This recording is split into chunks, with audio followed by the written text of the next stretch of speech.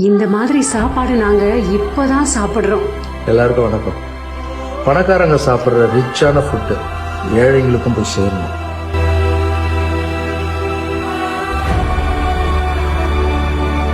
எங்களுக்கு வயிறார சாப்பாடு போட்ட அந்த மகராசன் நல்லா இருக்கணும். இனி இந்த மாதிரி சாப்பாடை இவங்களும் சாப்பிடணுங்க. 20 வருஷத்துக்கு முன்னாடி 60 குழந்தைங்களை எங்க வீட்டுல இருந்து சாப்பாடு போட்டோம்.